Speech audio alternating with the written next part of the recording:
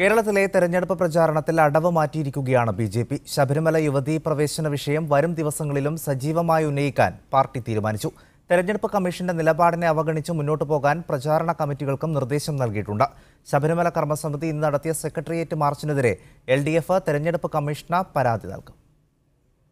തിരുവനന്തപുരം, പത്തനംതിട്ട, തൃശൂർ മണ്ഡലങ്ങളിലെ ബി.ജെ.പി. സ്ഥാനാർത്ഥികൾക്ക് പ്രചാരണത്തിൽ സ്വീകാര്യത ലഭിക്കുന്നു. ഇതിന് കാരണം ശബരിമലയിലെ യുവതീ പ്രവേശന പ്രശ്നത്തിൽ ഇവർ സ്വീകരിച്ച നിലപാടാണെന്നാണ് ബി.ജെ.പി. വിലയിരുത്തൽ. അതിനാൽ വരും ദിവസങ്ങളിൽ പരമാവധി വോട്ടുകൾ സമാഹരിക്കാൻ വിഷയം പ്രചാരണത്തിൽ സജീവമാക്കും. ശരണംവിളികൾ പോലും പ്രചാരണത്തിൽ ഉപയോഗിക്കണമെന്നാണ് നിർദ്ദേശം.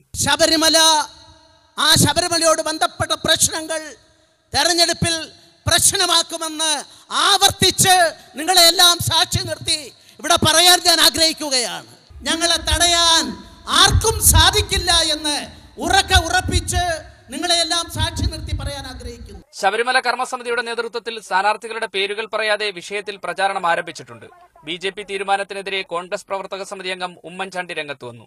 അവരുടെ നിലപാടിൽ അവർ അപഹാസ്യരാകുക, അന്ന് അവിടെ അക്രമം കാണിച്ചതും കുഴപ്പങ്ങൾ ഉണ്ടാക്കിയതും ഒക്കെ പിന്നെ എന്തിന് എന്ന് വിശ്വാസികൾ ചോദിക്കും. പ്രചാരണത്തിൽ ശബരിമല വിഷയം ഉന്നയിക്കാനുള്ള ബി.ജെ.പിയുടെ തീരുമാനത്തിനെതിരെ മറ്റു മുന്നണികൾ തെരഞ്ഞെടുപ്പ് കമ്മീഷനെ സമീപിച്ചാൽ തീരുമാനം വിവാദമാകാനാണ് സാധ്യത. U Shaiju, media 1, Thiruvananthapuram.